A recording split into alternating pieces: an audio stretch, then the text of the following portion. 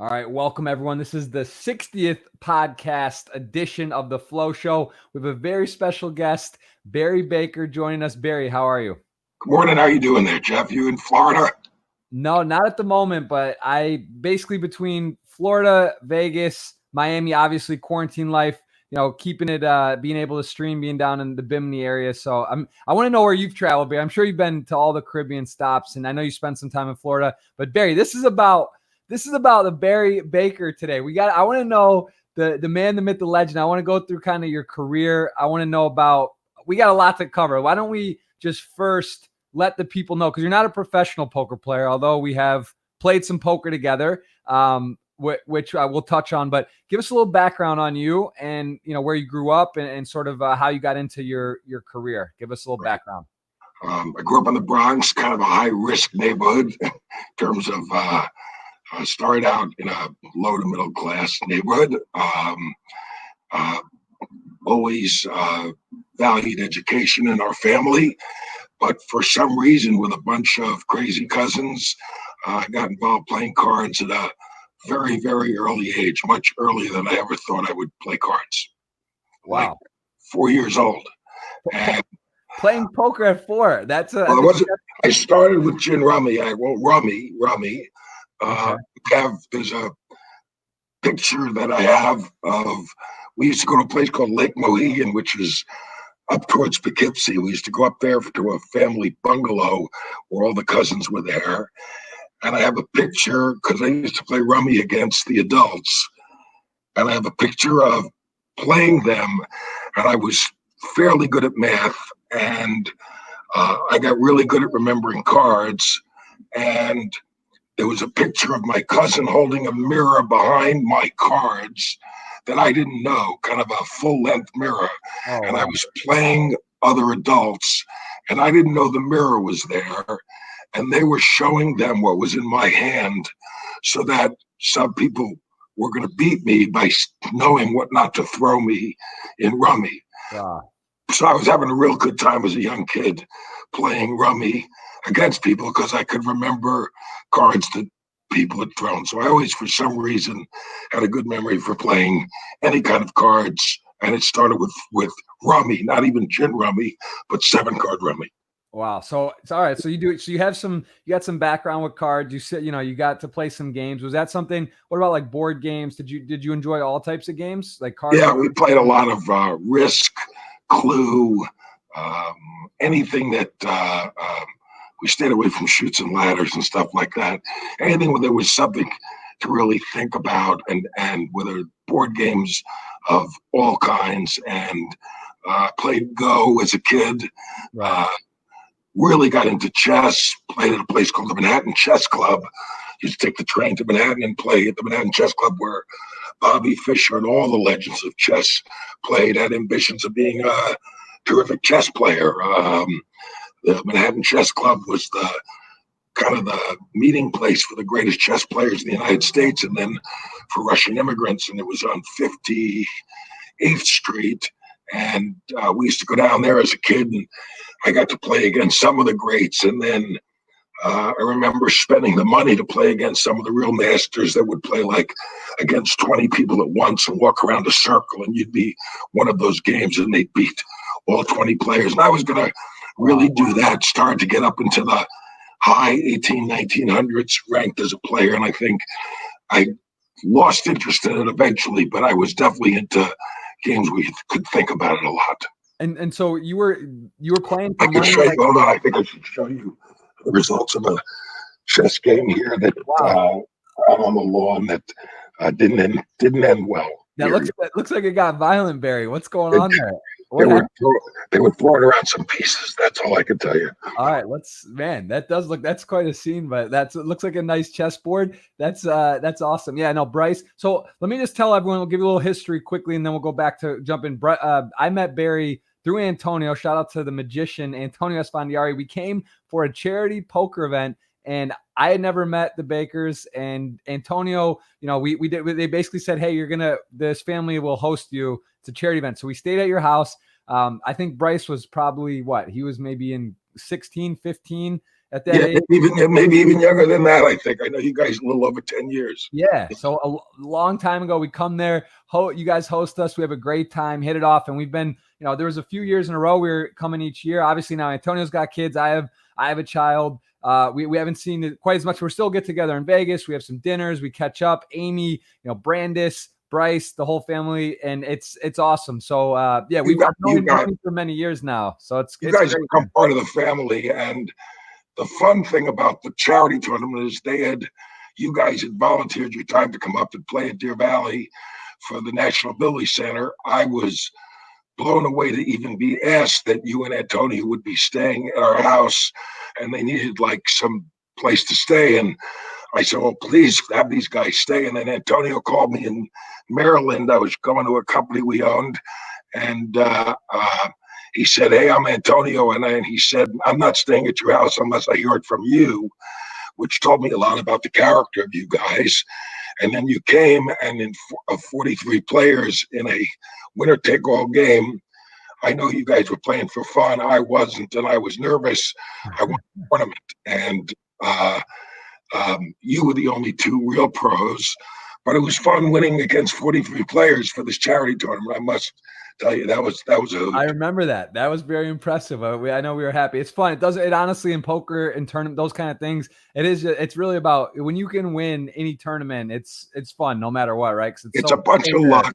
It's a bunch of luck, but you can't be lucky the entire time. You must do something right. There was a good play in there, Barry. I know you had a good spark in there. So, but yeah, so just give you guys a little history. That's how we know each other. And yeah, so Barry, so take me back now. So you're playing some chess. You're actually playing for a little bit of money, right? That was common. Guys would just for sandwiches, whatever. I don't know. What was like the bets back then? This is in what year? This is in the 90s. I'm in high school, so it's 65, 66, 67. I was doing that. And then I went to Syracuse. I was young, like my 16th, 17th birthday. And I started to play whist all night. Like instead of spending a lot of time going to classes, like most derelicts at Syracuse, it was a party school then. The Newhouse School is not a party school anymore. I think we have some of the best journalism, broadcasters, professionals in advertising in the country. We have so many folks that have come out of there, Costas and among them. But I could go, you literally could list 10 great broadcasters who've come out of Syracuse, Dick Clark, Mike Tirico. I really could go on, but also on the production side, Eddie Gorin at Fox Sports. You have so many people who've come out of there, Fred Silverman. But the Newhouse School also provided me a chance to play poker to play whist all night, which is kind of a derivation of spades. And that's basically what I did throughout school was play whist. And I really enjoyed it and got into playing poker wherever I was. I lived in Syracuse, right? Played poker, went to Houston for my first big time job in the media. Moved to St. Louis, and there got into a first real time professional poker game in which the mayor of East St. Louis, a guy named Carl Officer, who was a mayor of East St. Louis and also a full-time mortician who had his own funeral home, a very cool guy. And we had on the beer distributor, we had a real poker game every week, and we started playing for not your kind of money, or that you've exposed me to, unfortunately, but for real money.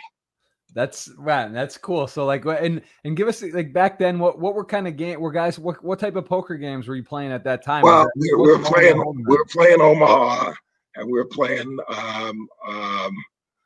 playing some stud, but we were playing a stupid game called Crisscross, where we put 5 cards in the middle and just reveal them one at a time, and you have to play cards in one direction or another. And and in those days we used to play declare pots, one chip or two, and you could go both ways. And if you went both ways, you couldn't tie either way. So, as you play cards from city to city, as not everything is the same. So you steal, You don't steal. You borrow some things from some games, and then you move to a new city.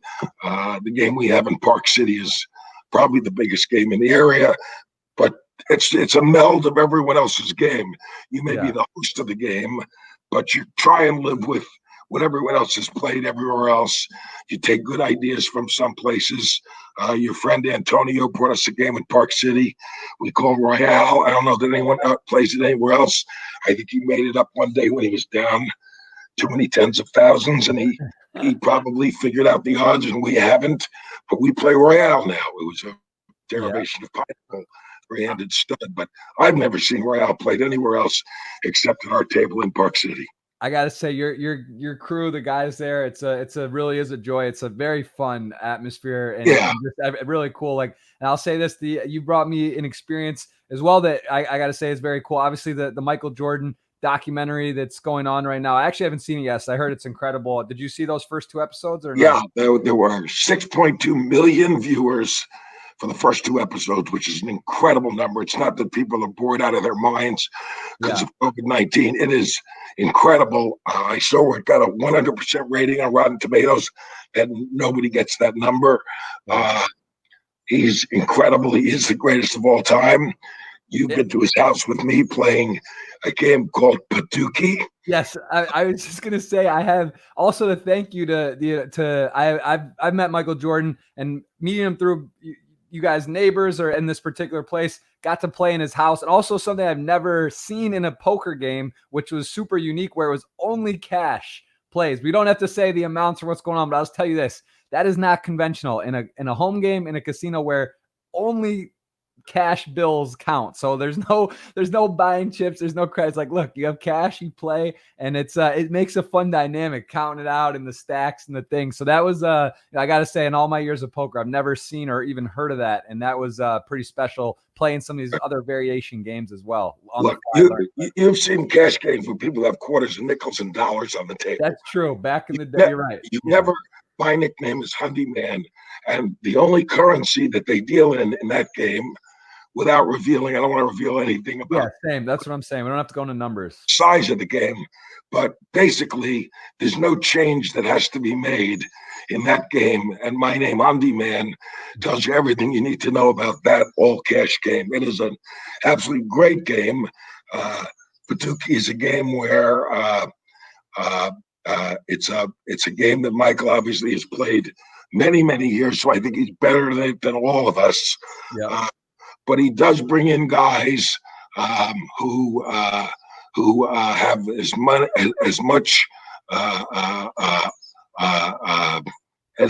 much play as he has, and can stand up to him, and will not let him sweep pots, and not afraid. And my friend James, take it to the bank. He says, when you say check, he says checks for the bank, and out come the Hundies. So it is. James, he's a legend too, man. Those some fun. He's my Atlanta buddy, and I got to tell you something. Those games are fabulous games, and it's fun having those guys around. Our games are not normally of that size in Park City, but when you guys come up, when Antonio comes up, it's always a thrill. If you let me tell the story about Phil Ivey, I will.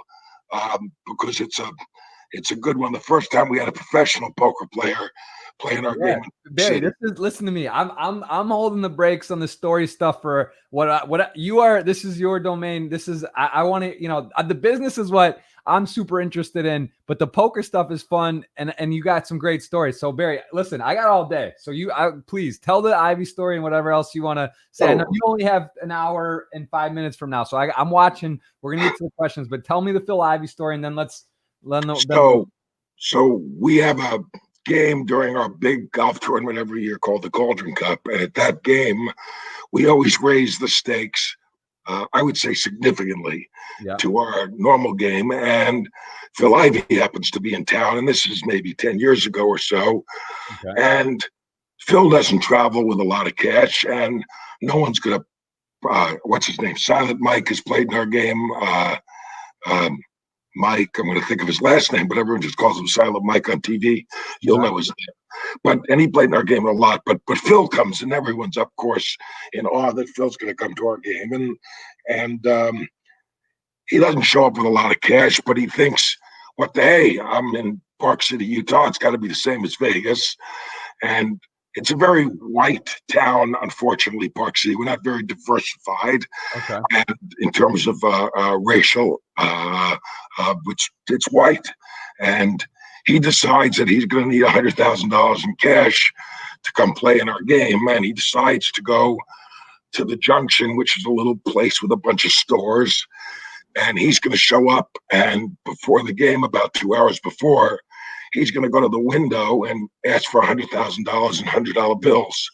And here's Billy, black man with a bag, and he walks into the Wells Fargo bank there at the corner, and there's no one in the bank. Really, it's not heavily trafficked there in Park City. And of course, he walks up to the window by himself, and the teller doesn't even see black people on a normal basis, and he says, "Give me $100,000 and don't tell me don't think they tell me he's robbing the bank. Don't say it, Barry." So sure enough, she hits the bell, she hits the floor, and Phil goes, "What am I doing? What am I doing?" And all of a sudden, the place goes crazy. So Phil doesn't understand that outside Vegas, people don't sit around, even at the main banks in Salt Lake of Zions, which is that we don't sit around with $100,000 in $100 bills. It's not like going to the Cage at the Wynn or at Aria. But we had a great laugh about it that night. And he played That's that amazing. She hit the bell for the what happened? And so like she hit the ground. Then everyone yelled at. He pulled out his card, and thank God someone was a poker player there, and said, "Oh, that's Phil Ivey," who at the time I think might have been number one in the world, or next to Negrano. But anyway, and he played in the game that night. We had a bunch of great laughs and whatever. Bryce, my son, sat and watched him, and he would say to Bryce, just like Antonio, when Bryce watched Antonio, it's I can win with any hand, and they'll drop out. And the great thing about you guys, the three of you, and Mike, Silent Mike as much, but not as much, nothing against him, is that you guys, after 2 rounds, basically know what we all have in our hands, and we're just food for slaughter at this point. So Barry, that's okay. Before the last story, the last thing I'll mention about poker and our experiences before, again, your career is super fascinating. Even my dad, I was chatting with him about, he actually threw up some questions and did a little bit of research. He was mentioning he knows about some of the stuff or the people and the things that you've accomplished in your career. It's pretty cool because like I have a good idea, but I want to make sure we focus on sort of that. But I will say this summer, we were playing some, pretty good cash game at the Encore in Vegas. It was, I believe, it was either 2-4 or 300-600. I can't remember now. One of the two. I think it was 3-6. It was 300-600, and it was a game I never should have been in. Barry, listen to me. I put you in plus EV spots. All I know is when Barry comes around, he ends up winning.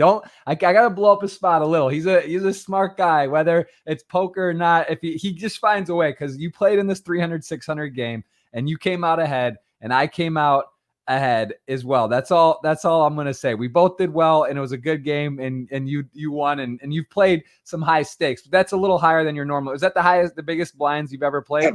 That's the highest stakes, and it was more to prove to myself that I could. And even though I lost probably 40% of my stack on the very first hand playing well, and it was a tens and tens of $1,000s stack I started with, I thought I was going to go home very, very early or else rebuy and then be embarrassed. I ended up winning just a lot of money, and I felt I could sit down again and play with those people, having learned a good lesson. Yeah, no, for sure. And I mean, it is always poker's poker, but of course, when the stakes are a little different than normal, or certain scenarios, it's a little uncomfortable. Also, you don't know the people. It's like when I come to Park City, it's like a different game. It's different whether or not you're a better player or not. Like, you're playing against people that are playing often together, and you don't know who does what. Really, it takes you a little extra adjustment time. So it's a disadvantage. It's an away game, right? Hey, Like it's listen, after playing golf with Michael Jordan, you're going to learn one thing, and you'll learn it in the special, and why Michael is the greatest of all time. And it comes to this: Michael wants you to gamble for the next point higher, the next dollar higher, that makes you uncomfortable. exactly. And you can't bet against him in golf over any long period of time and win, because maybe you're Bukovinsky, but shout out to Buko, Rick Bukovinsky, who has more gambling guts than anybody that I know who's a normal human being.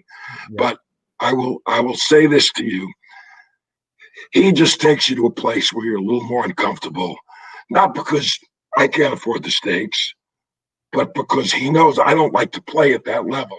Right. And so when I sit down in the $300, $600 ante game, and you guys at the very beginning of the game are going to decide who plays the dealer 5,000 for the table, and you're just going to flip 7 cards, and the one who wins is going to pay him the 5,000.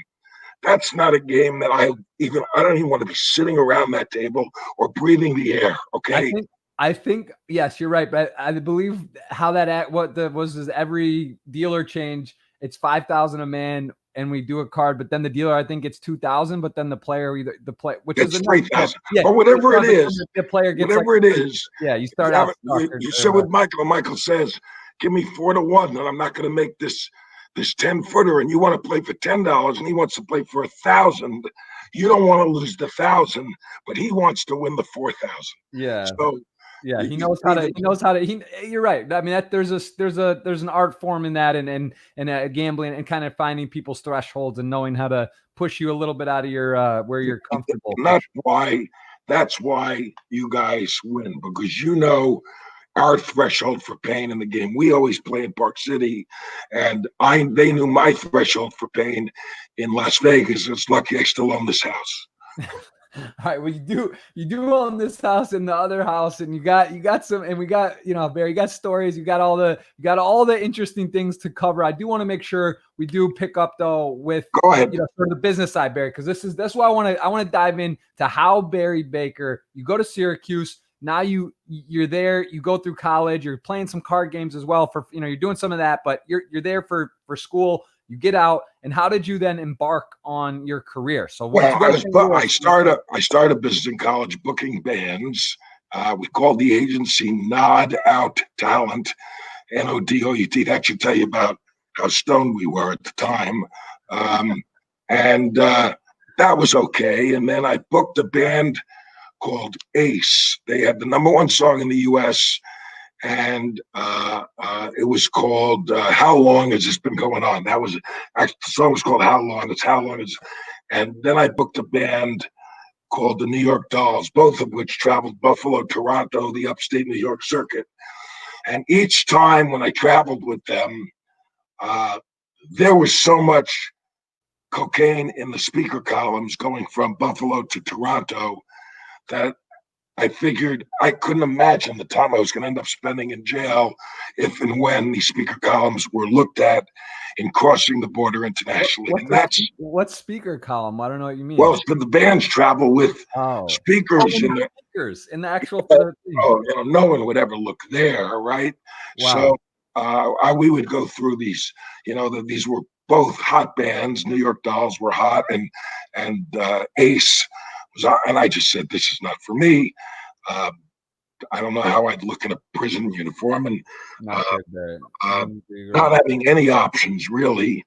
A political science degree, not that I had one, but no real purpose in life. I decided I would sell cable door to door, and I've told the story maybe 100 times now. It's just that I became very good as a door to door salesman. I didn't hear the story. I want to know. So you literally were going door to door selling cable? I was selling cable at a time when Ted Turner was just inventing cable. There was a big poster in my office of Ted Turner standing on a mountain playing guitar, saying I was cable before cable was cool. We had a product called Home Box Office.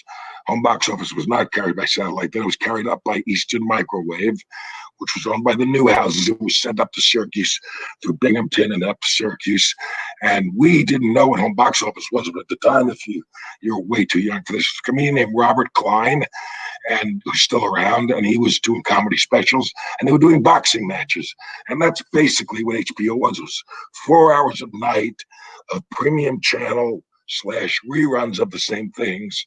And we had to sell that along with basic cable, which was basically just good reception, a weather channel, which was just slides running in a carousel, not the channel that you have today, and Ted Turner's TV at the Superstation, as he called it. And I would knock on the door, and they would ask me what home box office was. And again, I think I've told the story enough, but I'll just repeat it, that if I smelled incense or saw anybody in a tie-dyed shirt or smelled pot, I sold home box office as what the Playboy Channel was going to become 20 years later. I told them they were going to see nude movies, and they're going to have, just great. You knew how to find your customer. You knew if you just I could find it as soon as they opened the door. And if they opened the door and I saw a spandex outfit, Jesus Christ hanging there, anything that was straight, people neat, I sold it like the Disney Channel was going to be.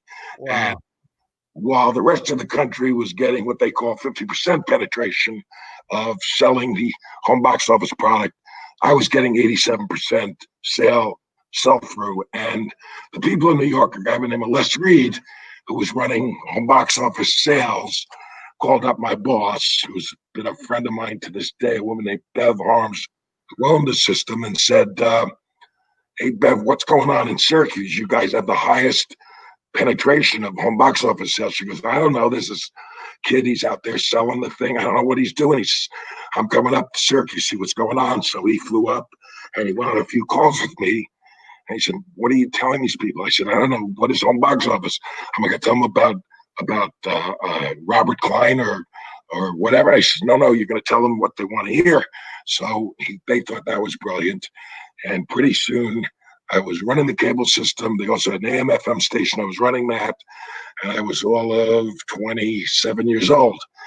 And fortunately, somebody noticed that in New York and got a hold of a guy in Florida who had a radio station in Florida. And he said, I have a busted radio station. I was doing all news on FM.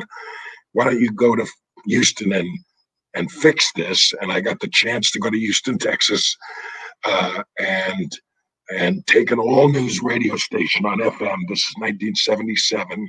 Okay. And the week that Saturday Night Fever was released as a movie, we changed it to a radio station kind of format that I was hearing in New York called WBLS, which stood for the best looking sound in New York. It was urban radio, in which the urban music, black radio at the time, was defined as talking down and jive and bullshit. And it was always at 1580 on the dial, and it didn't have good fidelity. And here was FM and great music. And so we ended up changing this station, firing 32 out of 33 employees, except for the black public affairs director, bringing in all these jocks who were white sounding, but all black. And we played Ashford and Simpson and the Commodores and Peebo Bryson and all these great musicians of Vandross and Lionel Richie, just on and on. And we went from number 32 in the ratings to number 2 in 7 weeks. Wow. And that station that we paid $500,000 for, we sold for $42 million for 4 years later. Wow. And in the middle, I had a little piece of it. That was the one in Florida? No, it was the one in Houston. The guy who owned it was from Florida. And you guys went, and this was one. Yeah, and I would have still been with him, but my stock deal was so rich that I went to St. Louis. I did the same thing there on radio, again with an urban format. And he came to me as I was about to exercise my shares and said, really bad guy. And he said, this is going to make you too rich, too young. You're not going to appreciate this. And I'm going to redo your deal. I'm not going to let you exercise all your options. And that I learned a very hard lesson at that time. The worst haven't told Wow. the story. Really horrible lesson. And he said, I'm going to change the stock values on you. I'm not going to let you exercise at today's valuation. I'm going to let you exercise at book, which was a difference of millions of dollars in 1982. And so how old were you? 30 years old then? I was 20. I was 31. Yeah. And I just marked it down as a multi-million-dollar painful lesson. This guy name was Joe Amaturo, and he's still alive in Florida. Anyway, at that point, I knew I had to leave, and so when another gentleman called me in St. Louis, he said, I want you to run my television station. I said, I've never run a television station. A 65-year-old guy named Harold Koppler. I said, okay, let me listen. And he pitched me on why I should do it. And I went over to run that television station, and my little friend, Mr. Amatore, said, you don't know anything about it, you'll fail, blah, blah, blah. And I ran it for 4 years. He died, unfortunately, of a heart attack during that period, and his son took over. His son's job prior to that was running a Disney submarine at Disneyland. So I was reporting to him. That didn't last very long. I tried to buy the company, and he fired me.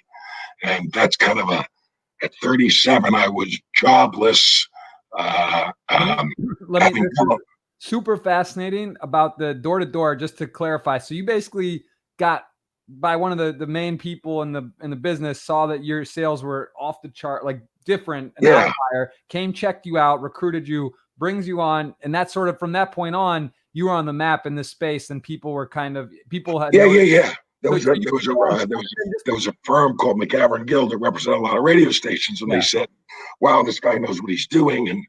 And so I was on the map for sure. So they bring you on the map, and then to just clarify your lesson, what was the lesson you learned? I mean, that's insane. That's my lesson I learned was don't read your contract, but beyond that,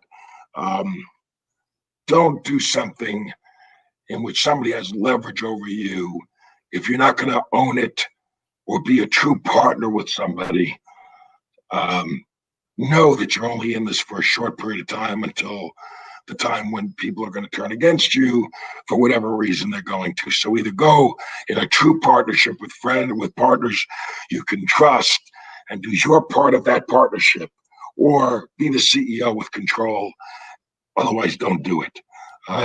Very interesting. But and would you say, I mean, obviously it's essentially stealing. I mean, it's dishonest. What happened was major, that's the kind of thing that can either maybe derail you or put you on tilt, if you will, or like you said, you can learn a valuable lesson and sort of move forward. Do you think looking back, I mean, obviously it's wrong in every sense of the way, it's terrible, it's dishonest, it's there's say a lot of other words, but do you think that lesson, or maybe did that maybe light a fire, or do you think your things would have been different? Let's say you had got that money. Obviously you're very balanced, well put together individual, smart, head on your shoulders. Is your life different if that doesn't happen, or not really? You just would have maybe gone quicker and got more things.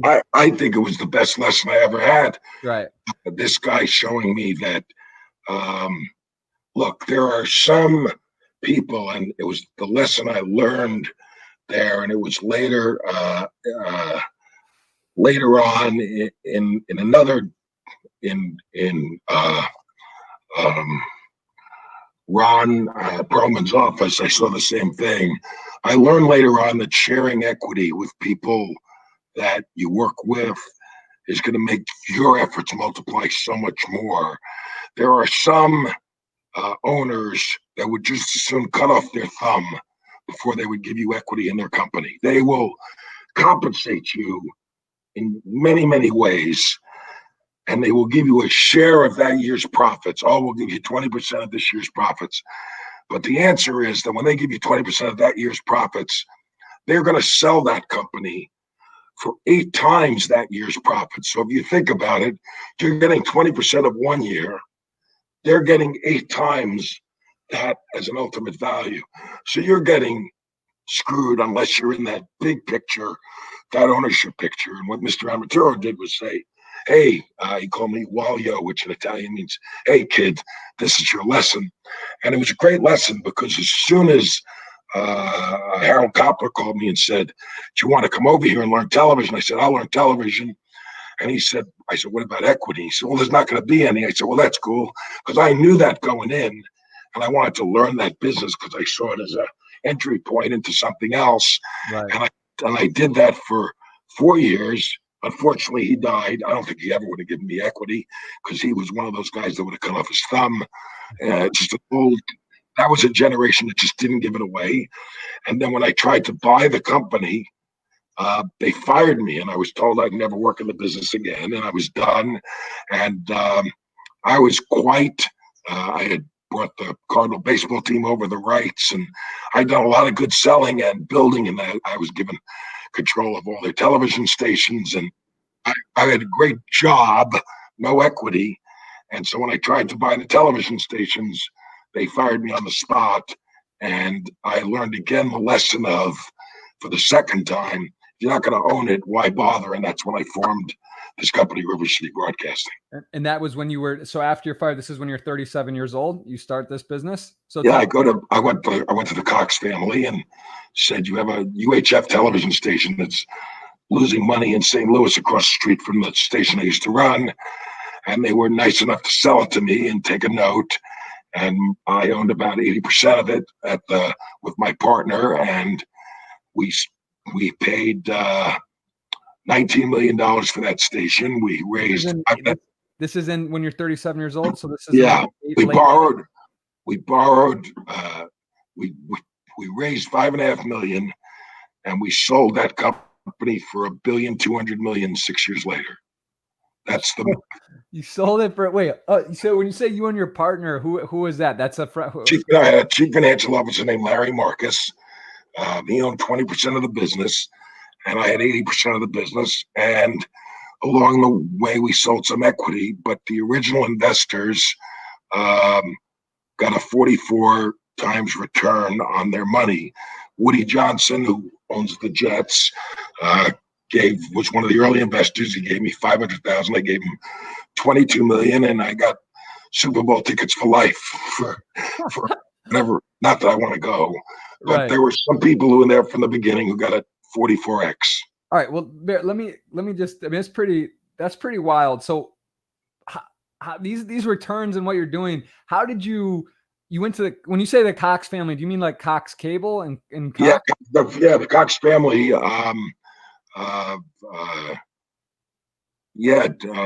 Kennedy Cox. I mean, the Cox family in Atlanta owned newspapers and major television stations and Cox Cable, and they own Manheim, the auto auction business, and so many. So you hold. I just want to know how this return, this sale, all this is. It's fascinating though. How are you? You're finding. You had to sell them on the fact that Cox represented the very best television stations and the very best everything everywhere they were. And here they had a UHF television station, which was seen as garbage at the time. And it was a money loser, and it was never going to make any money. And it wasn't an asset that they had to have. And why don't they just get it off their books? And they said, well, how much are you going to give us? And they said, well, this is a major market. This is St. Louis. And I said, well, we'll give you $20 million for it. And they said, all right, give us $20 million. I said, I don't have $20 million. You're going to have to take back a note for $15 million, and I'll give you $5 million. And I don't know. We sold them the fact that we would be good stewards of the station. We wouldn't fire anybody. There were bowling lanes in the basement left over from Bowling for Dollars. It was. Let me ask you, when you construct this deal and you say, I'll give you $20 million, you don't have it. Have you gone to, what's the guy's, the owner of the Jets, or what's his name? Benny? No, we had nothing. We hadn't even started. You said, I'll give you $20 million. You said, all right, well, I think I can scratch 5 together and do this note. But then you then go and you make. Well, I had a couple $100,000, $200,000-300,000 by then. They wanted, your investors want to know that you're sweat equity. You want your net worth. Not sweat equity. Yeah, they don't want your sweat equity. They want your money. Right, your money where your mouth is. I believe in that money.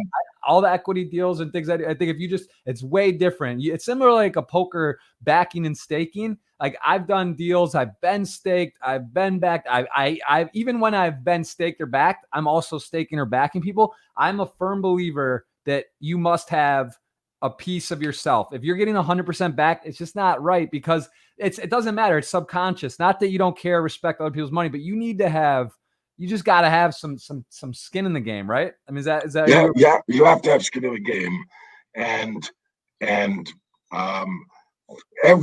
since then, since I've been investing in people and companies in my next phase of my life after running companies, it's very important for CEOs and their management teams to use a big piece of their net worth, especially on their first deals, to have money at risk. Because if they don't have money at risk and you've got all the money at risk, one day you'll find the keys on the desk and they'll have walked away from it. So my belief is that you want a CEO who's, in the perfect world, is put in their first deal 70% of them of their net worth in a deal.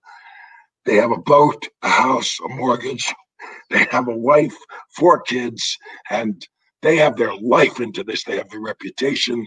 They have their friends in it. I mean, I'm drawing a perfect scenario, but you want somebody totally committed to the business with their name and their reputation, which is what we did. I sold pieces of River City to my best friends, and obviously they did really, really well. But that's when you have somebody who's going to stay there till midnight and after and make a business work. When you're able to get somebody to put their entire life on the line, that's, to me, it's the perfect scenario. When you find an executive who's worth $10 million and he brings you a deal and says, I'll put 300,000 in, I'm not overwhelmed generally. Right. Wow. Very, very interesting. So, but did you, when you made this deal, you cut the deal, you get 5 million raised, 20 million, you got a note for 15. In your head, were you thinking this is likely a double 3-4x, or were you like, this is a grand slam and I just no. I think it's a double, but I think, like, the investing world is now looking and saying, okay, if he starts to do okay, can he, which I did right away. We did right away. Can he do it again? And can he do it again? In other words, is the talent scalable? He's done it in Syracuse once. He's done it in St. Louis in radio and television, but one at a time. And although I did do it in St. Louis and Sacramento simultaneously, running those 2 stations, is his talent scalable? And we quickly found a station in San Antonio. That started to work. Then we found one in Des Moines. That started to work. And then, thank God, that at the 92 NCAA Final Four, that Duke won because a guy owned a station in Indianapolis that he had paid $67 million for, and Jim Goodman from Raleigh, North Carolina, and Raleigh, Virginia, Raleigh. Anyway, Jim is sitting there, and he's a Duke fan, and I'm sitting with him in the box of the Final Four on that Saturday. And he didn't want to own independent television stations, but he does, because he has the big CBS station in Raleigh. And Duke wins. They upset. It was like a gigantic upset. They were never supposed to win. Okay. And he signs a deal with me on the back of a napkin after the first game to sell me the station that he built paid 68 for $31 million. Because he didn't know how to run that kind of station. So the 4th station we bought was Indianapolis, Channel 4, which to this day was the Bobby Knight show. It was Bobby. It was managing Bobby, which he's absolutely unmanageable, but we developed a great friendship. It was the highest rated Indiana basketball in the 90s, early 90s. Was nothing hotter than that, right? There's nothing hotter. There's nothing hotter. Like, anyway, it's just crazy, right? Anyway, we repeated a formula of good programming, good selling, and then we started to go back and buy radio, and then we bought some stations from Bob Bass in Sacramento, in Columbus, and in Asheville, Greenville. We bought some what they call 50,000 watt clear stations, WNOL New Orleans, which is the mouth of the South, radio, KPW in Buffalo, and so we built 35 stations. Okay. And in '96. A fellow named David Smith, which Sinclair Broadcasting today, offered us $1.1 billion in cash and $100 million in stock to buy the company, which I was not wedded. I didn't have my name on there. I never saw this other than as an investment to make my partners a lot of money. So it wasn't a legacy. I wasn't turning this over to my son. It's a business. You sit down at a poker game. You're not trying to own the casino. You're trying to make money. And so for this 6-year period, my partners who were at Boston at the time, my biggest partners at Boston Ventures, a guy named Tony Bowen and a guy named Kobe Coppage, they looked at me and I looked at them and said, this is a ridiculous return. And in order to get the money, they had to borrow $1 billion. And the payment, the price for that was I was going to have to move to Baltimore to run the combined company for 3 years. Okay. And that's how I ended up in Baltimore and a poker again. Not to bring it all back to poker, but a great poker game there. But the deal was Jimmy Lee, who passed away at Chase, he was the lead lender of all of this stuff.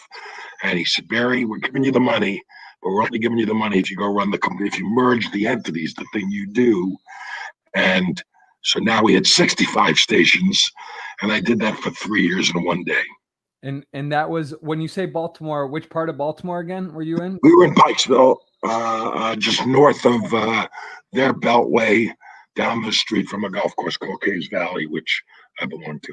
Yeah, I know Caves very well. That's as well. You know, you met Dave Silverman. He came, stayed at your guys' house, Right. and obviously Right. I live with Mike for like 7+ years in Baltimore, so I know Baltimore very that's well. Right. That's and, anyway. Yeah, it's cool. I love the place. A great pro there. Dennis Sadisher was a mentor to so many pros around this country. A real genius. Yeah. Great.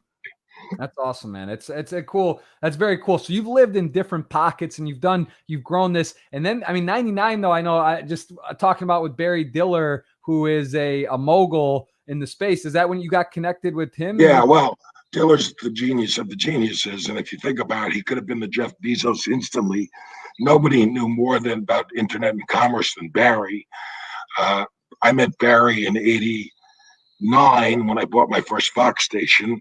I was on the Fox Board of Governors, and I was one of the key owners in getting the Fox program across to owners, how we were going to have to share in the responsibility of the NFL when Fox took the NFL from CBS. And a big supporter, Rupert, was always there, always asking us for help. And I had a direct line to either Rupert, Barry, or Jamie Kellner. Barry always liked my work. And he asked me, as soon as my contract with David was up, David Smith at Sinclair, to come work for him. And we actually started plotting that even before I left Sinclair. And Barry was collecting assets like USA Broadcasting, et cetera. And so even before I started there, we were already strategizing what to do, even before my contract was up in late '99. And I officially joined, I don't know, in late '99. I remember I was in the Caribbean that year, but I was made president and COO of all operations. And during that time I was there, we bought Match.com, we bought Hotels.com, we bought stinkers too, Santa.com and Maxim.com, but and we had USA Network, we had Sci-Fi. But I will tell you that when you buy Hotels.com and you make a 200x return or 100x, whatever it is, that makes up for a lot of stinkers that you pay for 10 or 20 million. And Barry was an absolute genius in the stuff that he bought. He likes to be the strategist. He also likes to run stuff. I love to run stuff. I learned a ton. And after a year and a half, it was clear that he wanted to both run stuff and be the genius.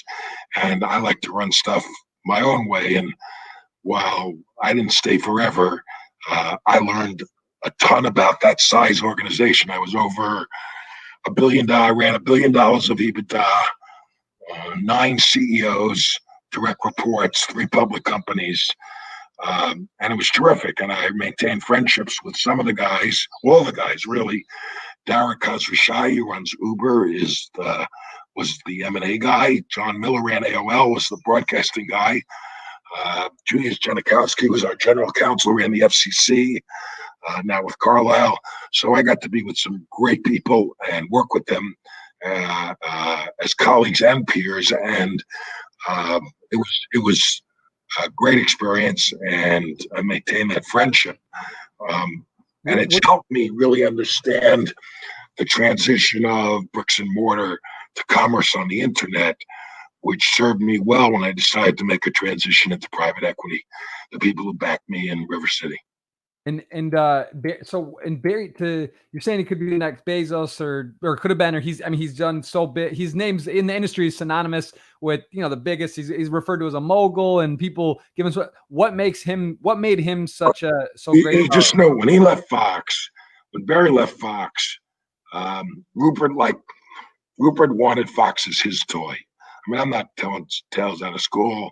Right. Rupert, after Barry had built it and operated it, Rupert said, "This is my Ferrari. Let me do this." Now I wanted more hands-on for him and his sons. And Barry then took this legendary trip across America, which led him to Home Shopping Network, time with QVC. And he was really the one who discovered this interaction between what the internet was becoming and commerce, and saw it as clearly as anyone. Now, Jeff got into it through books, but it could have been just as an Amazon, but it could have just as easily been Barry as Jeff, because he saw it across all industries. And not that Jeff lucked into anything, because Jeff didn't luck into anything at all. But Barry was at the forefront of this, and Barry made the connection in dating, in hotels, in Expedia with travel, with Ticketmaster, taking that online. So many businesses, lending, so many businesses. Jeff just seemed to make the connection from books, so many other things that you buy today, and then the Whole Foods buy, which changed that. But I would say it could have, with a flip of a coin, it could have been Barry just as easily. Right. So, okay. Very interesting. So, and I had an inside look at that. In other words, if somehow some deals had come into us that looked that way, hey, we could have been the buyer of Live Nation. What is Live Nation today? Clear Channel bought, and we were going to buy that to go along with Ticketmaster. And at the time, Clear Channel was selling it. I walked in with a bid and said, "Barry, this is what we should pay." And Clear Channel walked in with a bid that was double ours, and he said, "Did you drop a zero?" And I said, "No, that's what we should pay." And of course, the bid that they made was unsustainable. So sometimes people are going to bid something that you can't even see. Right. But Barry saw it pretty clearly. Right. Just sort of, visionary, ahead of the curve, just seeing moves. No question. He's a chess. Maybe played some chess and got the moves down ahead. So look, there's a dozen of them. Malone is in that league.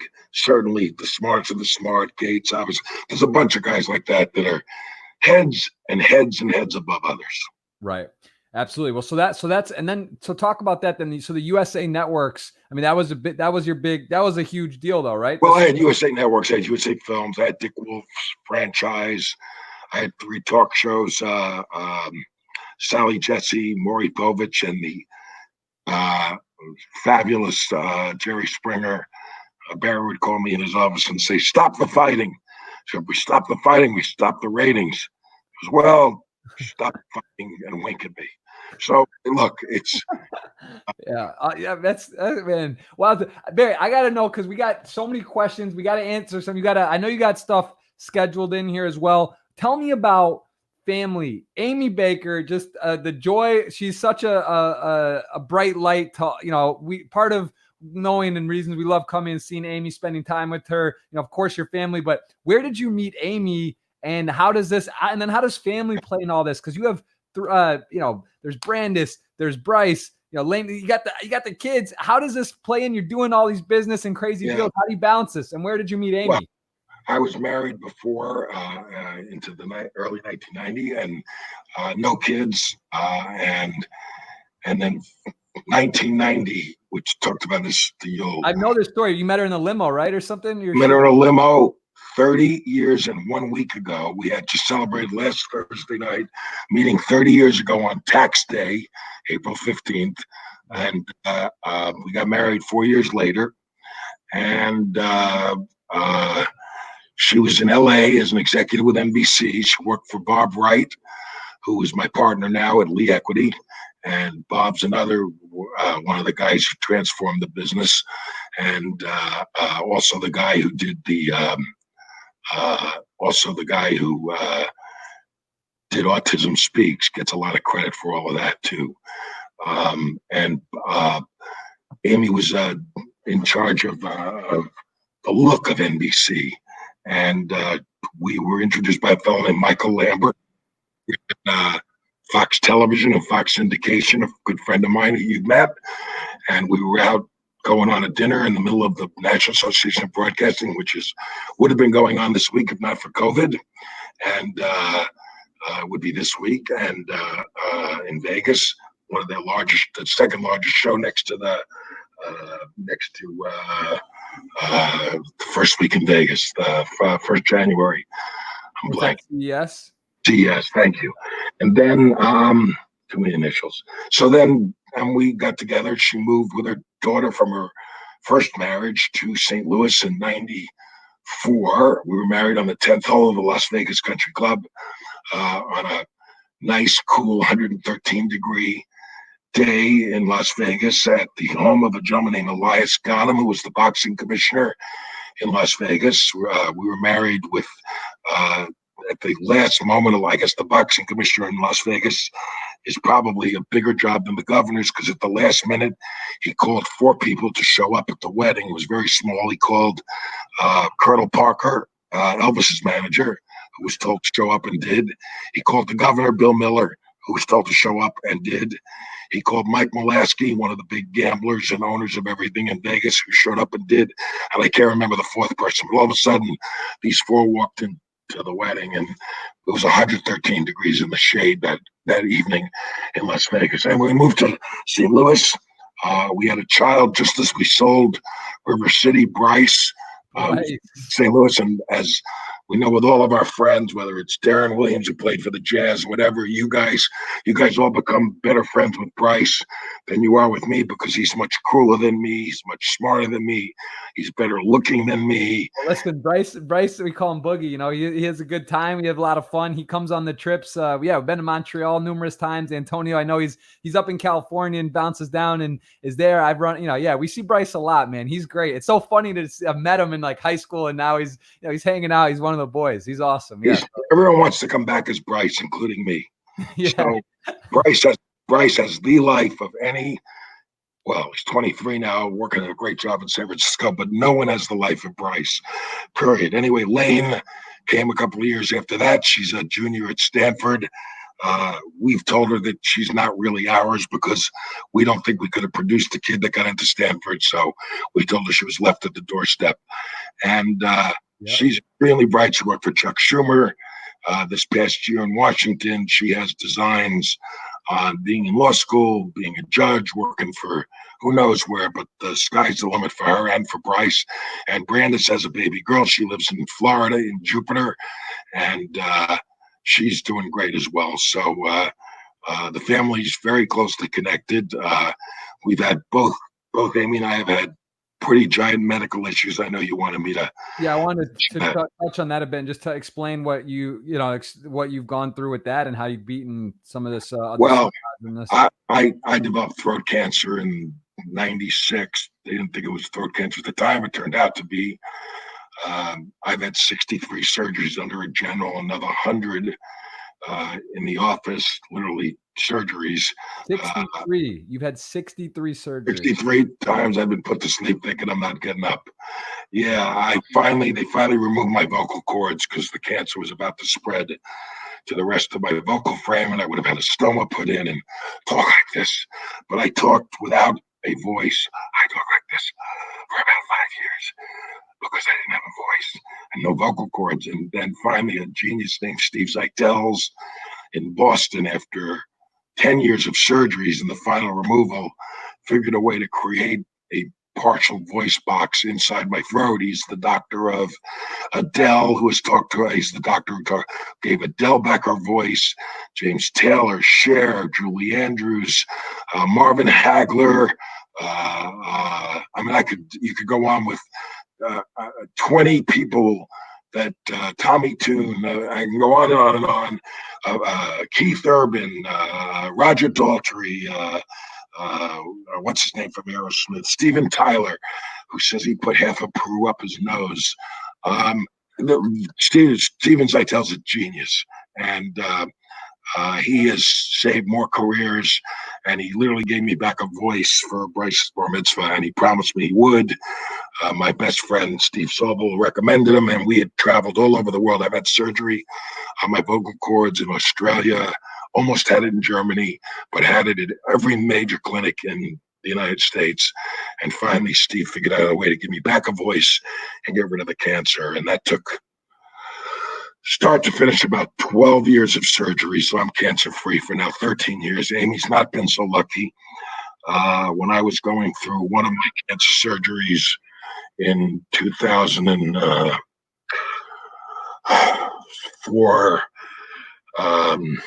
she developed breast cancer stage 4, 2005, and had a double mastectomy, and then was cancer free until a week before her 60th birthday 3 years ago in August. And it came back with a vengeance. And she's now stage 4 again, on a very, very tough chemo regimen. And we're fighting through a lot of options, which are not very pretty right now. She's not well. She's been in quarantine essentially for the last 35 days. Nothing to do with COVID, much more to do with the fact that she has almost no white blood cells, or hasn't had in many weeks, in terms of resistance to any kind of disease. And so we're hoping for a cure. She has the best doctors at Hopkins, MD Anderson, a genius named Dennis Slayman, who invented one of the big breast cancer drugs, and another genius, Ben Park, at Vanderbilt. She has Dr. Oz looking after her, Dr. Ben Lewis, Dr. Sobel. So she has probably the best medical team ever.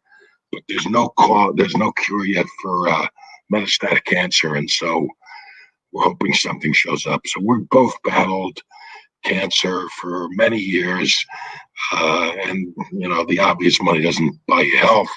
If you don't have your health, you're in big trouble. So we're both very sensitive to it, and given tens of millions already to health causes in both kinds of cancer. We just started a breast cancer lab at Vanderbilt for Amy. We have labs in both MGH, where at Harvard, where Steve Zeitel's is, and in Vanderbilt for throat and neck cancer.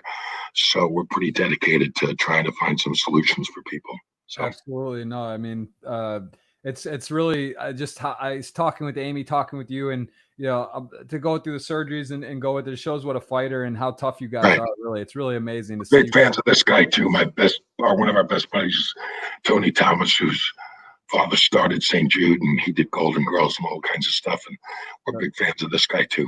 That's awesome. I see you are the chairman of the Park City Medical Center. They retired now. I was one of the original founders of it, but Park City has incredible, as you know, orthopedics. Tiger Woods does the surgeries there.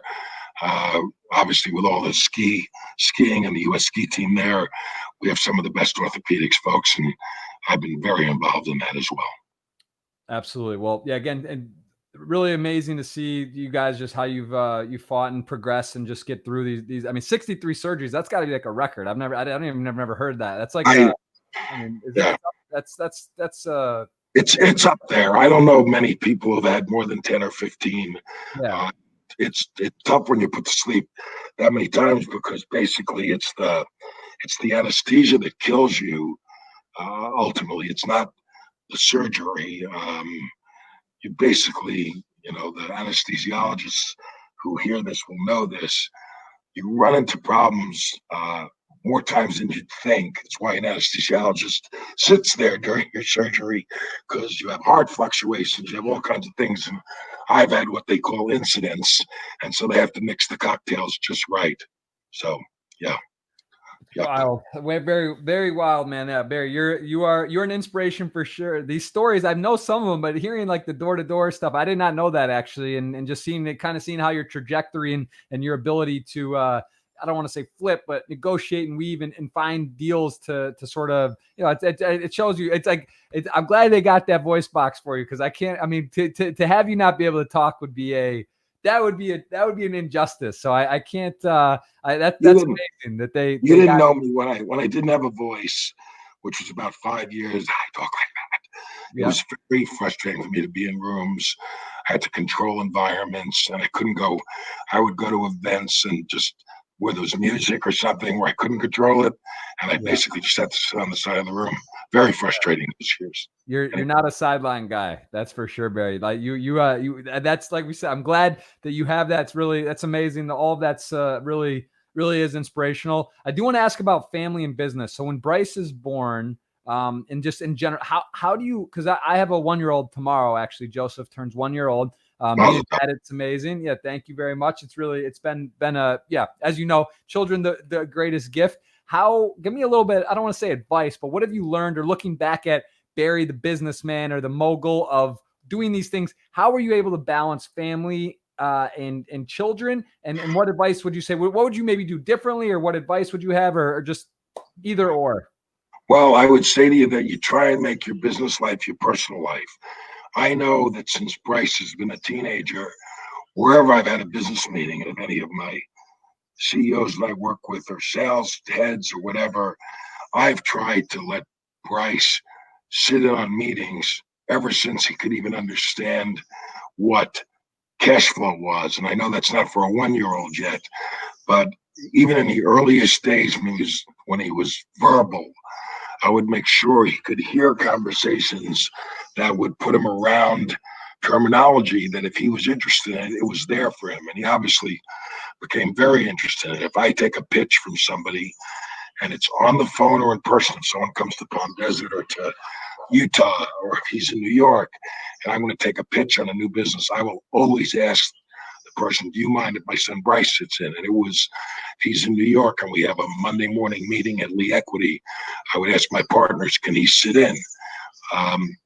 I don't think you can do anything more for your kid than to put him in situations and tell him my favorite 2 words, which is naturally curious. To raise a kid who's naturally curious is one of the great gifts. To encourage them since they're 8, 9 years old to watch a news program in the morning, to read the Wall Street Journal when they're ready to read it, to look at the New York Times, to do whatever it is to gain knowledge, to teach them to read at an early age. I can't, to get them to be verbal at an early age. Anything like that to me is what makes a kid special over the shortest period of time. And I don't care what their quote unquote IQ is. Being naturally curious is to me what it's all about. To learn what the cloud is. It's the stuff that we take for granted.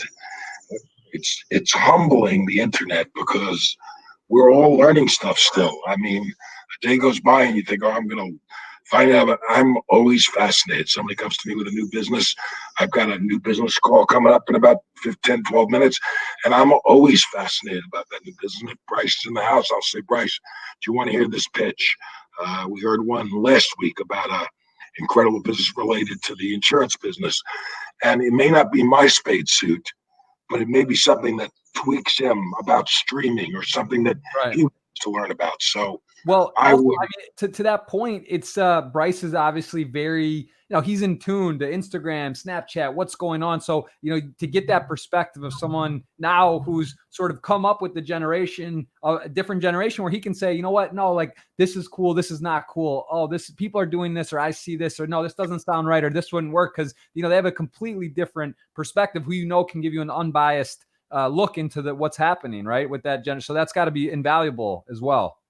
And you got to pick your spots. Like because of the COVID, we had a Peloton to this house a few weeks ago, and I'm not going to learn how to put the Peloton thing together. I'm going to leave that to Lane, the little Stanford genius. But at the end of the day, because I don't need to relearn that, but I'm going to spend my time learning about something else that's going to do me good the next 10 years of my life. But you got to pick your spots and continue to learn every single day.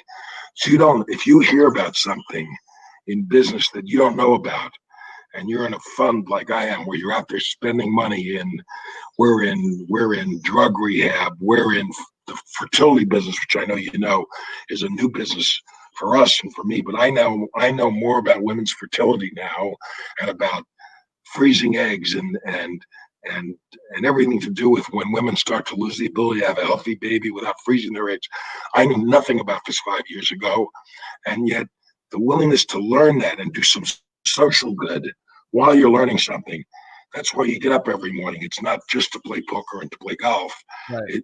That's why you get up, because otherwise you kind of, they're like, your brain is like a muscle. If you don't use it, you're going to atrophy and die. Yep. Some of my friends who want to play golf 360 days a year, I think 180 or 150 might just be enough, except during COVID.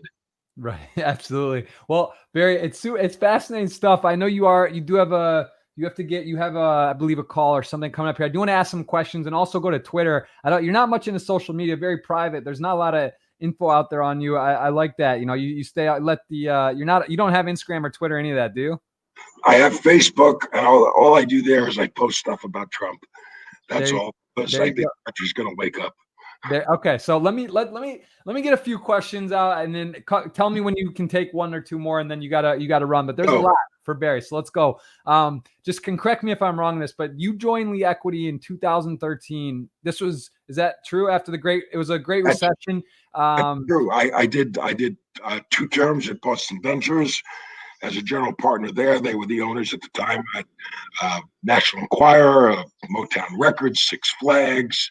Sticking through investments, PRG. You think Six Flags? Actually, I had someone bring that to me, saying that the stock was so low. This was before COVID even hit or anything. Premier Parks. We sold it a long time ago, as we did the Enquirer. Just curious, do you think that's a good, would that have been a good, at that price when it really was low, or just sort of? Well, you're talking about pre-COVID or now? Yeah, pre-COVID. Disney laid off 110,000 people. No one knows what's going to be safe to go to parks. I think there are so many better places to put your money right now. Right. I love Disney as a company. I know Bob Iger since when he was a cameraman. But I'm going to just say this. There are better places with less risk to put your money right now, I think. Right. Okay. Well, let me ask this about this with the new coronavirus, and obviously there's been a lot of damage to the global economy. Can you point out any reasons to have optimism in the near 1 to 3 years in terms of? I'm going to give you this example of this Prelude business we have. For a while, you couldn't do medical. We couldn't do any egg retrieval, eggs, help women, because it was only essential services, correct? You could only do, hospitals were shut down. The need to have, for instance, freezing eggs or to have children, that's not going away. We're booked solid once this period is over. Texas just allowed us, starting Monday, to start seeing patients again that were now not, quote unquote, that were considered non-essential before.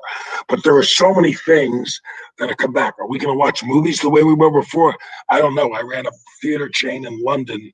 I was chairman of a chain called The View, and The View we sold in 2005 because I felt, well, there wasn't even streaming then, but I just felt we were going to change how we consume movies. Turned out to be right, but there are changes that are going to happen. But there's a lot of reason for optimism in many businesses, because the internet keeps opening opportunities for business. I'm afraid, though, that some of the smaller businesses are going to get hurt and not come back as the main names concentrate on use their balance sheets to grow larger. For sure. So, and do you have any idea on what's happening in Hollywood with production of shows, television? What if the ones Hollywood for months is it going to have on a series like Netflix? Let's start with Broadway, because I'm really familiar with that right now. You're not going to have a show they're saying July 1. The very nature of New York City, of when tourists are going to come back to Broadway, is a whole issue, because 2/3 of all tickets sold in Broadway are to tourists. And I don't think that New York is going to be on the list for tourists right now. And what are you going to do without spacing and seating, et cetera? So I'm worried about so many good shows. My friend Hugh Jackman has a show called Music Man opening in October, which is going to be freaking amazing. And people are worried about, and that's October, right? That's October. What happens to all these people? It's not just the stars. How about all the people behind the scenes Right. that travel in concerts and travel in tours? You got a tour that has 150 people. What are these people going to do for work? Is there going to be a Coachella? This. Forget about you as the consumer. These people need work. So there's a whole issue. Now take it over to the Hollywood production stuff. Stuff that was in production on the margin may never go back to work. All those people are unemployed. Stuff that was successful, the 12th season of Blue Bloods, that stuff is going to go on again. But the stuff that was on the margin, we're going to have a whole re-rack of that. The good news is there's a real appetite for streaming. So there will be a curve to this, and I think that people will come out of it. They'll just be attached to different shows specifically. It's really interesting. And then I did want to ask you as well, because you have some overlap with the sports stuff. So how do you think that the sports will try to hold games without spectators? And does that hold promise? Look, I think what the PGA Tour did was really smart. I think you start with nobody in the field, no customers. Then you had 10,000. Look, if Costco can keep 6 feet away, the PGA Tour with volunteers can do it too. So let's start first tournament, no customers, no spectators. Then let's go to 10,000. Then let's go to 20,000, and let's space them and see how we do. Where is that in that 15th, June 15th, we have our first PGA tournament. Now, tennis, same way. We have a wonderful kid, Grigor Dmitriev, practices our tennis court here every day, and they're waiting for tennis to come back. So we have some spacing. First, maybe we start with no fans, but I think that over time we're going to be adding people, but you're going to have to start somewhere. And if we have to start with nobody in the stands and then start adding them slowly as we come out of this curve, that's the way to go. But I think we're too sports starved. And I think, for whatever it's worth, Michael's show got a great bump because we're dying to see anything. This time, the product happened to be great. We're tired of watching people throwing stones across the water to see if that's a sport. That's not a sport. Right. And how do you think the sports leagues will play out? MLB, NFL, and like the NHL, are these seasons, is the NBA season going to get played or finished, or what's happening with the, I'd be as lucky to guess as the next person. I don't know how it gets done now. I can't see it getting done. I can't see NHL and NBA concluding a season in real time. I just can't. I could see MLB coming up with something. I could see the NFL coming up with something, because to lose the whole year would be criminal, I think. And I think that PGA coming back is the sign that people are going to try and figure out ways to give somebody something. There'll always be an asterisk next to this year, figures, stats, whatever. But we have to do something and do it responsibly. Yeah, it's even kind of crazy, because even so, like with the NBA, it's even different, right? Like if somehow they could figure it out, or in like a month or 2 months they restart it or finish it, it's like players are all rested, teams are different. It's just all the whole flow of the season and how you jockey and have to do things. It's just like it's not the same, right? Everything's sort of bizarre. Like guys aren't training, teams aren't practicing. It's just kind of there's no easy answer, that's for sure. Like you said. Can I give a shout out to the guys in my regular game? Yes, please, Barry. Absolutely. To Rick Miller, to Joey Goot, to Yorkie, to Mark Green, to the Golden Greeks, Tommy and Mike, to our dearly departed Vardakis, to I know I'll forget people, Ben Berkman, and I know I'll forget a bunch of guys here, and I'll get screamed at by to Todd, to Ron Kirk. I wish I had the whole list in front of me. We have Rob Light. We have about 40 guys. There's some guys in the chat as well. Bukovinsky, who chatted in. I've seen, let's see, there's Christian is in here. Christian West. Yes, and I think Christian Stravet. I actually saw Goot. You must have the link, because Goot I was going to add him in. He clicked the link to get added to the call, and then I don't see it anymore. I was going to add Joey Goot's one of the great players. Here's a Jewish guy from Idaho. They don't make these anymore. That's it. There you go. Someone's asking. Married to a woman from India. Yes, they don't make these guys. His daughter was married on an elephant.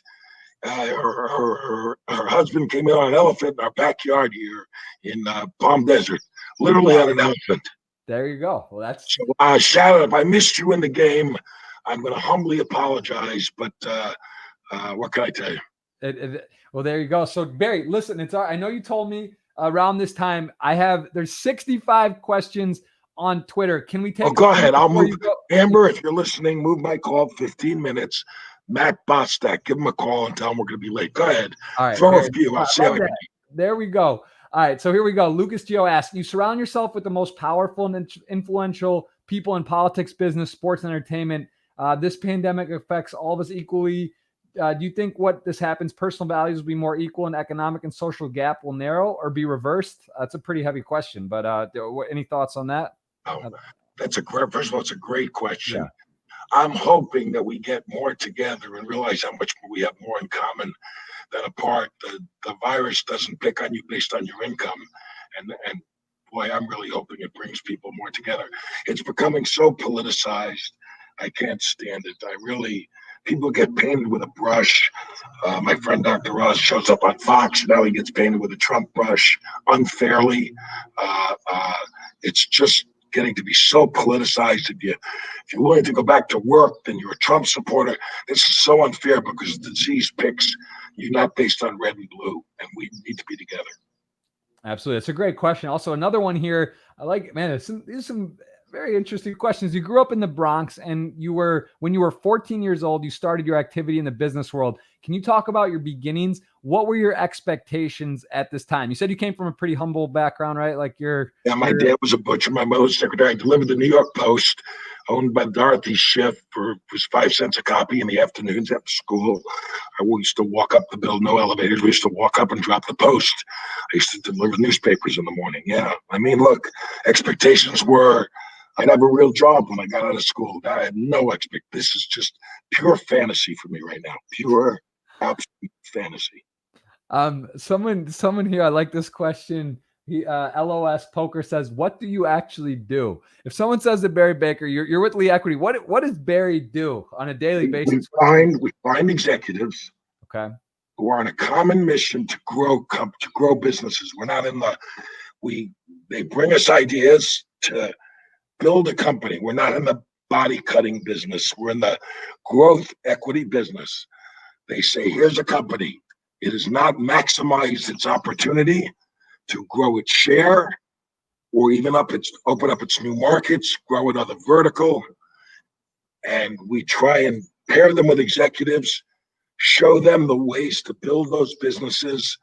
My particular fun is in marketing those businesses, showing them how to market, showing them how to use the internet, showing them how to use new tools, right? In social media, believe it or not, where I stay off of personally, and how to build a community for what they do, whether it's B2B or B2C.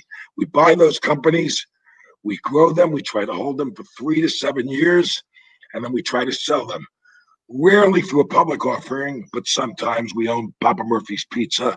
Many of you in many states know them, but mostly through a sale to another private individual, and that's how we make our money.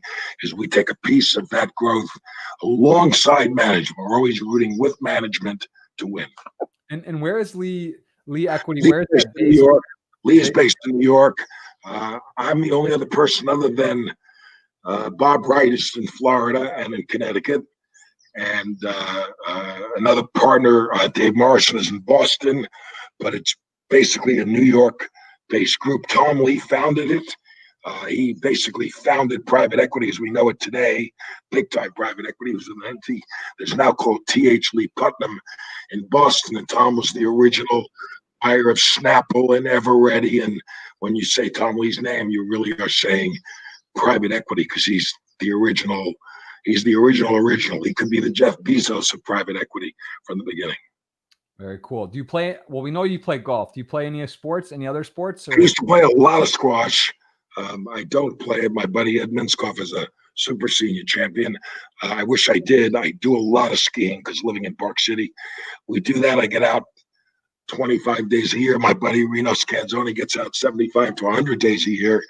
But I do a lot of skiing when I can. A couple hours is all you need when you're local. Powder days only, unless you have friends in town. But those are my three really sports. I love hiking in the summer. It's wonderful there, dry, and that goes with sports. Oh, and now the Peloton. I've become a Peloton addict the last few weeks. What do you think of that business? That stock must be through the roof, huh? Yeah, it's again. I wish I owned it at the beginning. Who knew? But hard to judge the value. The fact that Tesla's worth more than the Ford Motor Company. Yeah, it's hard. I'd like to say it's hard to understand this stuff, or that Netflix is worth more than Disney. Hard to understand this stuff. You think about the Disney company, the parks, around, but Peloton's worth what it is. But it's hard to think how it could sustain the growth of the value when it's got treadmills and a bike in my second office. True. What is your recipe for success? Give me a little formula for Barry. Stay naturally curious. Stay naturally curious. Get around smart people, smarter than yourself. Let them go and do the job. Give them the support that they need financially. Be there for them mentally. Give them the encouragement. Give them the rope. Tell them how to do it. And when they don't do it, talk to them, praising always in public and criticizing in private, because they're never going to do everything right. You didn't do everything right. I didn't do everything right. But when you talk to them, try and talk to them in private. Try and not explode in public. It's a tough thing. And try and tell them, here's how you might have done it. And trying to get them to come to you and not solve a problem on their own that they haven't, that they think they could, and they want to show you the result of how great they were. Try and get them to solve that problem with you if they haven't done it before. And then once you show them how to do it, then they got it. Because you get smart people around you, they'll do it. That's great advice. Something asking, let's see, Mary Dip asking, do you like Stu Unger? Did you ever play with him? Do you know Stu Unger? Do you have any Stu Unger stories? That's a random. I don't know Stu Unger. I might. More people know who I am than I know who they are. Somebody comes to our house where we have 500 people for Sundance parties, and they go, "Oh, I was at your house. I don't know who they are." So right. I apologize to you. That may have happened. Someone's asking, have you ever been to Vegas? Which we know is yes, but tell us something about it. You got married there. I went to Vegas the first time in '77. Saw Sinatra at the Dunes, and it was you never forget when you saw Sinatra, right? And so yes, more times than I can count. And I bought my parents a home there when I made my first dollars. I bought my parents a home there in Sun City on Balin Drive, and when they moved to Dallas, and my wife's brother lives there now. So I still own a home in Las Vegas. And I love the place. I love the restaurants more than I love the gambling. I love the entertainment. I saw Barbara Streisand there New Year's Eve 2000 and Bette Midler the next day. I saw Lady Gaga there a few months ago, and she stood on our table and sung after at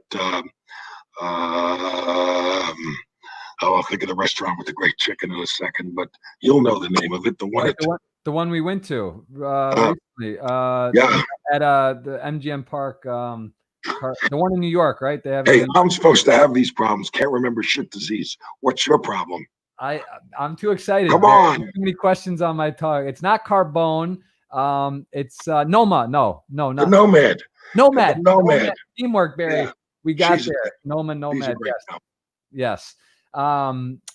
You were a media pioneer. What was it like to run two monsters like Sinclair Broadcasting Group or USA Interactive without going crazy? This is from Pegmillion69. I don't know who that is, but anyway, maybe I do, but I don't know. Again, I'm not running them. I have a CEO of USA Network at the time, a CEO of Sci-Fi, a woman named Bonnie Hammer, who was a woman who now ended up running all the Comcast cable. I put her in that job. She was amazing. And the other company was which company other than Sinclair Broadcasting Group? Oh, Sinclair was easy. I was in there because I had to go in there. They had to go in there. David Smith was the chairman. I was CEO of the broadcast group. And it wasn't, we weren't right-leaning then. We weren't requiring newscasters to read right-wing material, or it was a very different company then than it is today.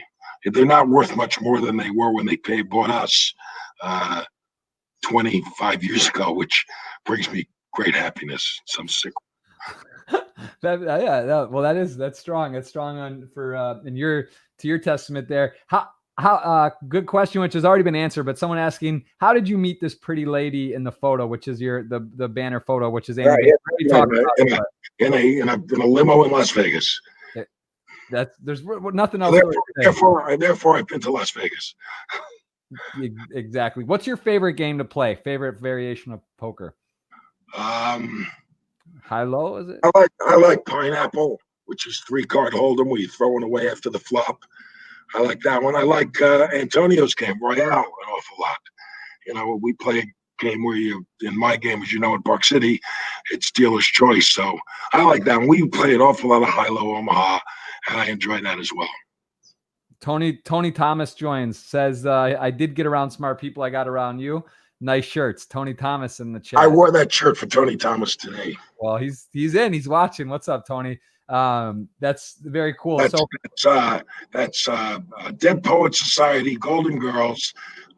Tony did It's a Living, Empty Nest. I'll forget a few shows, but really smart guy. And most importantly, his dad founded St. Jude's, and his father and his sister and he have dedicated their lives for carrying that out. And they raise over $1 billion, I think $1.5 billion every year. Wow. I know Daniel Negreanu's a big supporter of that. I've been to some of the St. Jude charity stuff in Vegas. I've played in some of their tournament stuff. They do a ton of work. I know Daniel's Tony, I thought about you when I put on the shirt this morning because I thought maybe, you were behind on the fundraising with COVID, and I thought I'd give you a shout out. There we go. Listen, it's obviously one of the strongest, if not the strongest, most well-known. Well, other than American Heart Association, nobody raised more money than St. Jude. It's for sure. I mean, you just mentioned the numbers. That's pretty impressive, and it's great that it goes. It's small donors. It's unbelievable. It's really cool. What's your favorite summer vacation? Give me a couple stops in the world you like to go to. I mean, we know your mainstays, but where do you go? Where does Barry go for like a crazy getaway? Or where did you used to go? There haven't many places. We've been everywhere in the world. We're just in the Seychelles. Amazing place. You can't beat Sicily and Italy. You can't beat it you can't beat it at all. That's the entire Capri, Amalfi Coast. To me, you can't beat it.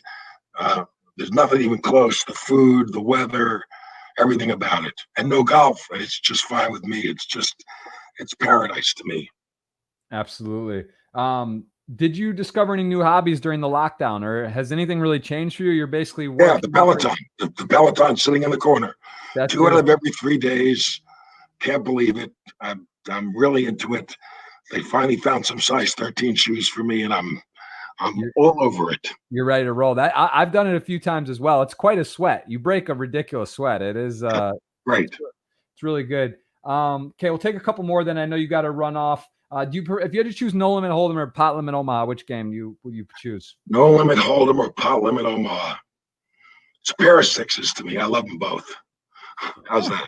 All right, that's a good analogy. All right, look, I've read that you've had a lot of different jobs and positions. This is a question from Manuel on Twitter. What was the most challenging, and what was your favorite, and why? Well, anyone who tells you that working for Diller isn't the most challenging, there's a great story.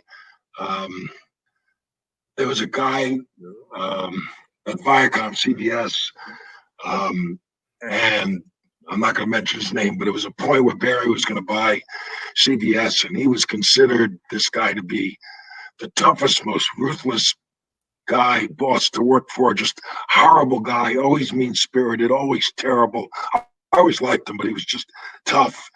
And Barry came up to CBS to kind of look over the place, and it looked like he was going to get it over Sumner Redstone. And this guy turned to everyone and said, I finally got the boss I deserve. So Barry's very tough to work for. He's very fair, but I would say he's the toughest boss. And he's probably I haven't worked for anybody else in Since Joe, as I think about it, I haven't worked for anybody else since 1986. So I've been partners with a lot of people, but I haven't worked for anybody else since 2000. So it's hard for me to say anybody. But um, sometimes in my golf games, I'm not the organizer of the game. And somebody yelled at me a few days ago, but he's since apologized. There you go, man. I gave up. I didn't want him to give a putt, and he said, "You're not in charge of this game." And I said, "Should I'm in charge of everything." They just letting them know. I love it. You got to be straightforward with them. All right, let's take Barry. You I know you've already extended. So Two more questions. All right, two more questions. All right, please ask Barry if he thinks that corporate governance and audit can drive value. And then he goes on to say, I think most businesses are doing things to check the boxes on what's required, but don't really look to those reports for hidden value within their organizations, their own organizations. So what do you think on this? Corporate governance and audit? I think audit's crucial because the Madoff thing is all about audit. What we have done since Madoff has made it that part of the world is a lot safer to invest in because of what he got away with. The governance thing is critical too. We don't have enough diversity in corporate governance for sure. We still have an old boys network. We should get rid of all of the super voting stock that has allowed some people to control businesses. It's a big negative, in my opinion, in corporate governance. And a lot of the moguls we've talked about have some of that super voting stock. It's wrong. It doesn't really match up to the economics that they are in the businesses. So I'm a big fan of improving corporate governance and having the audit people and people on the comp committee. You have people approving comp plans of $100 million for executives. I don't care what kind of a year you're having.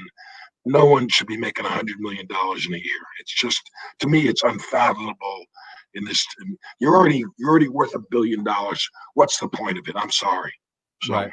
Okay. And last question I want to ask you, Barry. Poker. That's, again, I think you see Tony and myself a little bit different than I don't just play poker. I do the Twitch, do streaming. I have investments as well. I really enjoy the crossover. What to you, you've played poker from, you said even 4 years old, you were playing some form of cards. You've learned skills and done stuff. What to you, do you love poker so much? And what values and things like Bryce has gotten into it a bit, done some studying. He was asking about learning the game. What do you think kind of crosses over into the real world, the business world? Skills of poker are the most valuable that sort of are interchangeable. Fabulous last question. So, you know what they say about people on a golf course? If you learn a person's character. Yeah. The Trump story I'll tell you is that at the Palm Springs Invitational is that he was playing it about 15 years ago, and my friend who's a professional, Joe Ogilvy, he watched as Trump was playing ahead of him, and Trump bumped his ball up in the rough on the first hole, and the pro ahead of him said, "Go back and tell him he can't do that. This counts in the Palm Springs tournament is a tournament, the old Bob Open, where the amateur score counted towards a separate prize like it does in the AT&T." And he just bumped it up and hit it on the green. Unfortunately, his score didn't count, but on the next hole, he hit it under a tree, and he pulled it out from under the tree, thinking no one was looking, hit it on the green, and then tried to record his score. And the pro went like this and said to the caddy to go over there. And Trump looked at him and said, "Look," he says, and this has been written about a bunch. "Hey, look, I cheated in business. I cheated on my wife. Why don't you think I cheated golf?" So having said that, and I know I pissed off 43% of the audience, but I don't really care. You tell a lot about a person on the golf course. I've played with Donald, and it's at the end of the first hole, he sat in the car, which told me he's the driver, and he said, he said, the Donald had a 5, and I said, the Barry had a 4. He didn't talk to me for 2 holes. So I know what the interaction is like. And you've been in Bryce's room where he has a letter to Bryce where he said, "Dear Bryce, congratulations on your hole-in-one. On my golf course, I've had 5 of them." So sorry to repeat that, but that exists. as to poker, here's what I think crosses over.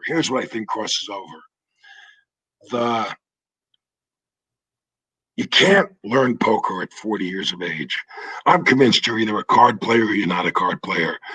People come up to me and say, "Oh, I'm going to study it and read it, whatever." You either have that chicanery in you or you don't have that chicanery. You either played cards as a kid or you played it when you were 20, 25. But by then, if you haven't been involved in that, if you haven't mathematically thought about the odds after a flop, if you have two spades in your hand and you think that you're going to make a flush in a Omaha in a PLO game, you haven't really thought that those odds aren't really 4%. If you don't know that going in and you're going to play it out, then you're an idiot. And there's the mathematical part of poker, and then there's the part of poker which says I'm going to learn about other individuals, etc. And I think it is like golf that way. You can kind of tell a lot about people, and as Michael Jordan would say, you could kind of find out their pressure points. I don't think you're going to find out about their honesty. We don't play in games where, at least I don't think I'm playing in games where people are cheating. We self-deal in our games, which I know isn't usual for a game with the stakes we play in. But our games are more about fun. I don't want to be in a game that's so cutthroat that a guy would cheat. And we've thrown all those guys out, not because we thought they were cheating. So I think what translates about poker is what kind of a guy you are. And I only want to play with guys like in golf who are good guys. I don't want to. I'm there for fun. And if I'm playing poker, it's guys I would do business with. And so what translates for me is I would do a deal with any one of these guys because I trust them implicitly, because I'm sitting there, they're in my home. And so what poker teaches me is who I would do business with. And if I wouldn't do business with them, I really don't want them on my game. So there's my hand. Barry, I love that. All right, well, we're gonna let you last thing. I'm just gonna copy and paste the. We have a $55 ticket giveaway. Party Poker is giving away. Just tell me when, Barry, and someone's gonna win a $55 ticket, and then we'll let you ride off into the sunset. Now. Boom. There it is. Courtesy of Party Poker, Barry Baker, $55 ticket given away to Josie and Trowers. We'll send him a message. And Barry, man, I really do appreciate it. It was a pleasure. And we'll chat and see you soon. We got to, after COVID, we got to get the family together, do something. It's been, I mean, not that long, but still, we got to get back and hang out. So thank you. Go to the Nomad. Have some of that chicken. Nomad, baby. That's right. In Vegas. So cheers, Barry. Enjoy. Happy birthday. Happy birthday to the baby.